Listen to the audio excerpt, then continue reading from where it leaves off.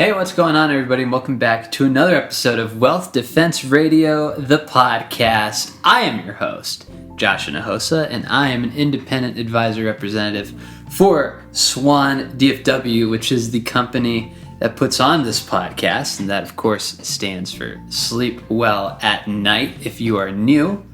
And I am here with the man who never wears white after Labor Day.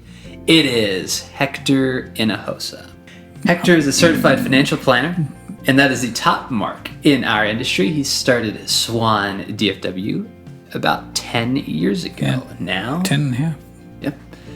Over a decade old. Wow. Could you ever have imagined? Not really. From humble beginnings. And we're blessed to have great clients, and 90% of our book, 90% of our clients are referred by our clients, so that's a very good thing. I'm real proud of what we've accomplished here. It is. So today we are talking about Warren Buffett. We're going through some of his most famous quotes. I believe we have 8. That's right. And we're going to talk about them. And the reason we're doing that is because we've been asked, well, what is our investment philosophy? And I think in 8 quotes, you'll be able to see our philosophy, because Warren Buffett lays out some of the things that are really important to me as an investor and certainly as a CFP investing other people's money. Yeah. So we talk about maybe why we choose Warren Buffett. Yeah. As, one of the best Probably investors the best, of our time. When you are imitating someone for something, you want to pick the best people to imitate from. Always a good idea. It is. If you're taking a golf swing to imitate, you would want to do like Tiger Woods. Not a bad swing. And probably not like Charles Barkley. Yes. So that's kind of the rationale behind why we choose Warren Buffett. Yep. You want to copy the best. I think that's a good thing. So, yep. But first, before we get into those, we have our news story of the week. We've talked about Cybertrucks before, and we have a great news story this week. Someone is selling a Cybertruck on Facebook Marketplace. yeah. For $5,800. All right. It is. In 2 parts? No. He says it is a 1998 Cybertruck. Oh. Well, look at that. It has about 225,000 miles on it. Not even a second if you're traveling in light years. He says it is accident-free. Oh, wow. Has a clean record and all of that, and clean title and stuff. So, But why Cybertruck? it is actually, and we'll have a picture up on the screen, Okay. a Mitsubishi L200 that he has modified and added parts to and welded and taken parts off to look like a Cybertruck. And it's pretty good. Yeah. It's pretty convincing. So he's taken a relatively good-looking truck and made it look like the worst vehicle I have ever seen. I didn't know how bad those things look, for my personal taste. Oh, if you own one, it's beautiful. But I walked up on one the other day, and it's just, shall we say, not my cup of tea. It looks really bulky. Actually, that looks better than the one that is on the market now. All righty then. So, now is that a buy for you? No. Oh. Wait, let me think. No. Okay. So, somebody has way too much time on their hands. That's right. They could have used that time to maybe do anything else with their life. But invest money, maybe. Everybody's got a hobby, I guess. I guess. So, on to Warren Buffett. Yeah. 8 quotes. Okay. And I'm going to read them. Okay. And you're going to talk about them. Alrighty. Each one kind of has a different topic, we'll say. And so we'll read the topic and then the quote. So the first quote here is about making money. And he says, the first rule of an investment is don't lose money. And the second rule of an investment is don't forget the first rule. Yep. And that's all the rules there are. Yeah, pretty simple. That's a good rule to strive for. Sadly, we've not hit everything like that, but neither has he. He's made some investments that, that didn't work out. But for the most part, when he takes a position, he's buying a really good company at a pretty fair price, and it's got a great balance sheet, and it's got great clients, and it's got great market share, and people know what it is, and he knows what it does. And those companies usually don't, if you hold on to them for a little bit, are not going to lose you money. So that's kind of our rule is let's make money, let's not lose money. So yeah, I like that rule a lot. And if you get in trouble in Rule 2, just remember Rule 1, and you'll be good. Yeah. I mean, it seems like a no-brainer, but sometimes you do have to state the obvious. That's right. You'll be surprised. Yeah. The next one is about being a patient investor. And Warren Buffett says, someone's sitting in the shade today because someone planted a tree a long time ago. Yeah. And in the investment world, we talk about just start where you are. Best time to have started with is 5 years ago, but start with a seed. Start with however small you have, but just start. If you're going to have a shade in retirement, you're going to need a tree. And to get a tree, you're going to need to get it started. You need to plant just as quick as you can. For some of us are lucky and we can start in our 20s. Some we got to wait till our 40s or 50s, but wherever you are, get started. Without planting the seed, there will be no tree, and with no tree, there will be no shade. And that is not a good retirement. Would agree. His next quote here is about value. And he says, price is what you pay, value is what you get. Yeah, and that there's a lot of philosophical things that go into that as you look for a company, but because people sometimes don't understand the difference between value and price. I had a splinter in my hand not long ago, and I was out on the road, so I stopped at a dollar store or something to get a pair of tweezers to remove the splinter. The price of the tweezers was like $1. The value of that tweezer getting that thing out was priceless. So it was very annoying, and it hurt a lot. It was and so price is very different than value, and that's what we're looking for. Is we're willing to pay a decent price for something, for an investment that has a lot of value. Yeah. The next quote here is about jitters or fear. Fear. Buffett says, fear is the most contagious disease you can imagine. It makes the virus look like a piker.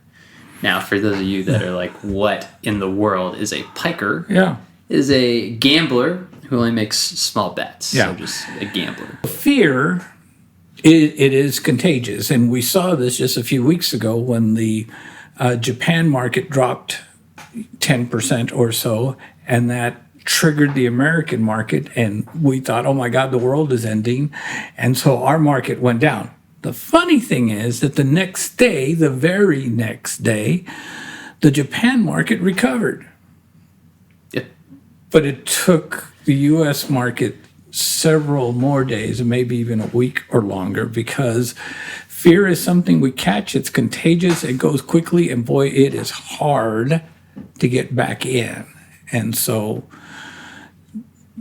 the fear forces us usually to sell a good company that we bought at a fair price.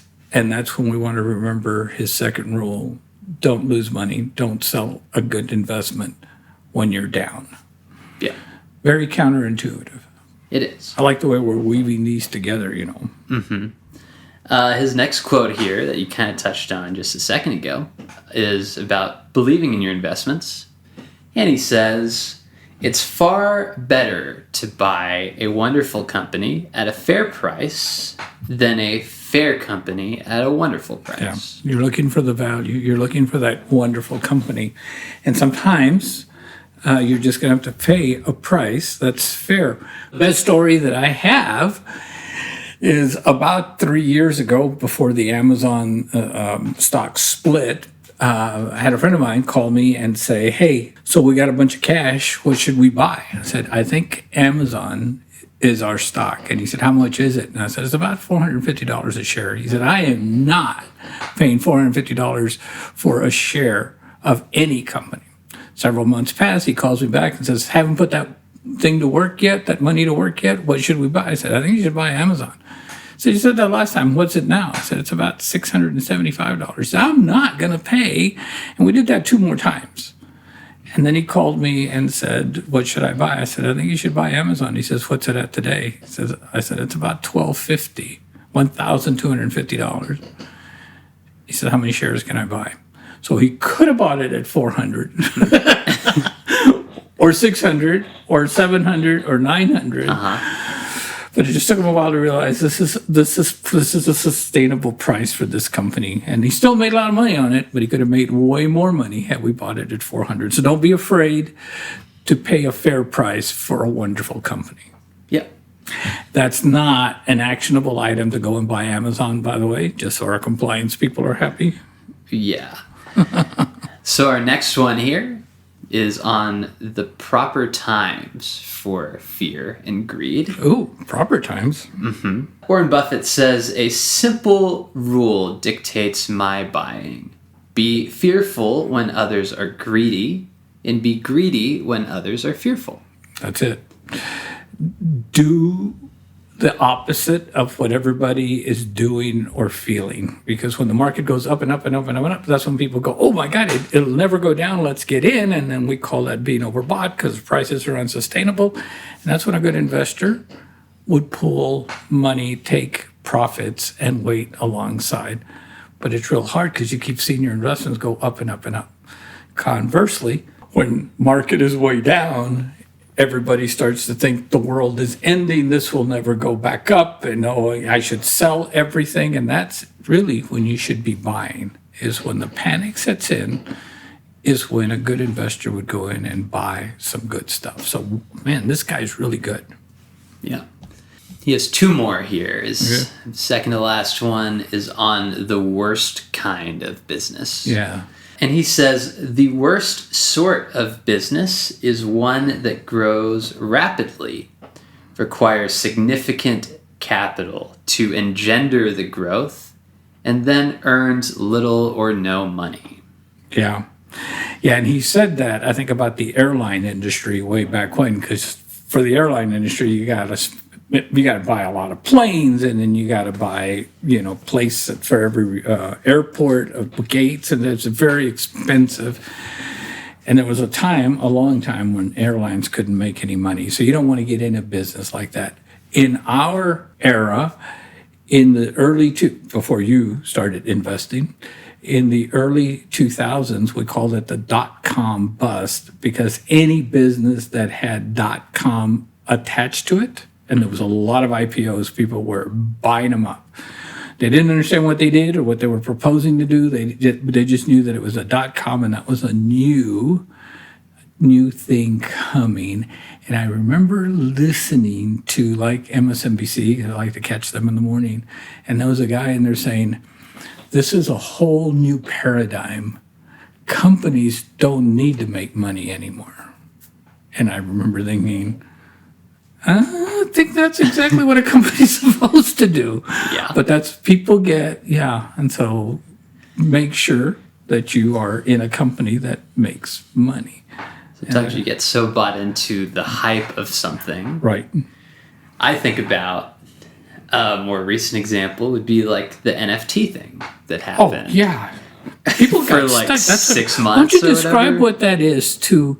Because I know everything about NFTs, but there may be some listeners out there that don't understand what NFTs are. As I recall, NFTs are like a digital Picture. holding. Yeah, it's like the original of a digital picture. So like somebody could make a copy of it, but you would have the original. Yeah. It would be like having the Mona Lisa and then a copy of the Mona Lisa, but you have the original. Yeah. Is the way that it was pitched. Yeah. And it was not executed well. And and there's some people who bought $35,000 digital NFTs that are worthless today. So don't do that. Yeah. That feels like an actionable item. The last one here on betting against Uncle Sam. Buffett says, it's never paid to bet against America. We come through things, but it's not always a smooth ride. Yeah, that's exactly right. I'm glad we're ending there.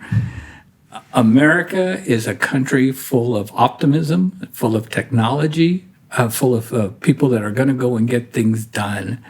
And the people that lose are the people that vote against America.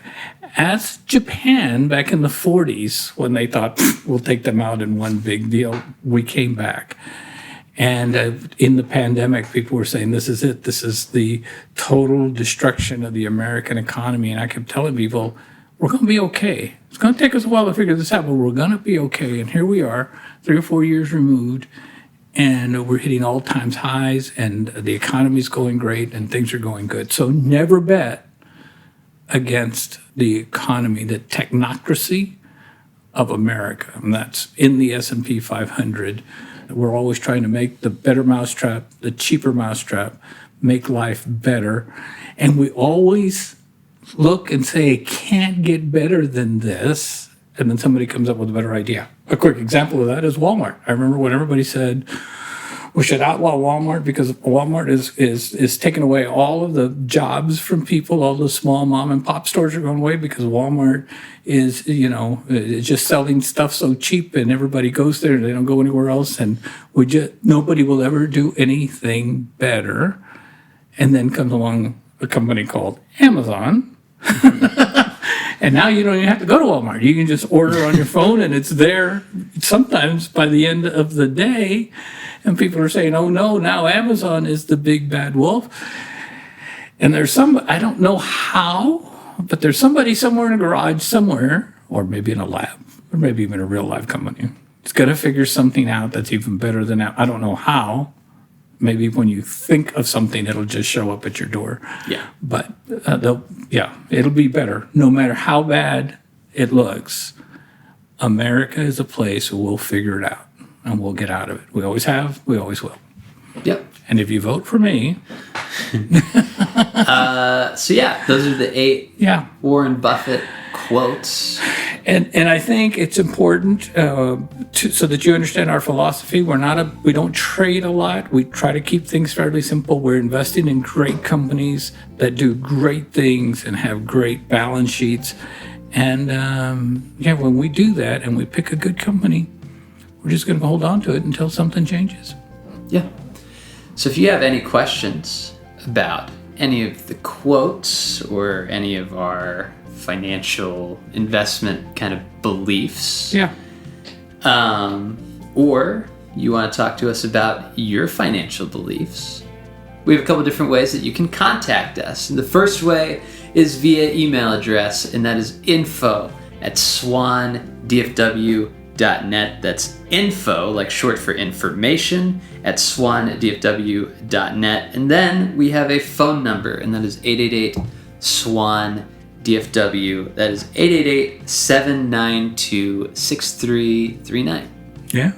So hope you enjoyed our Oracle of Omaha's quotes, and we hope to talk to you all soon. Thank you, and God bless. Yep. Catch you all in the next one. The preceding content is informational only and based on information available when created. It is not an offer or solicitation, nor is it tax or legal advice.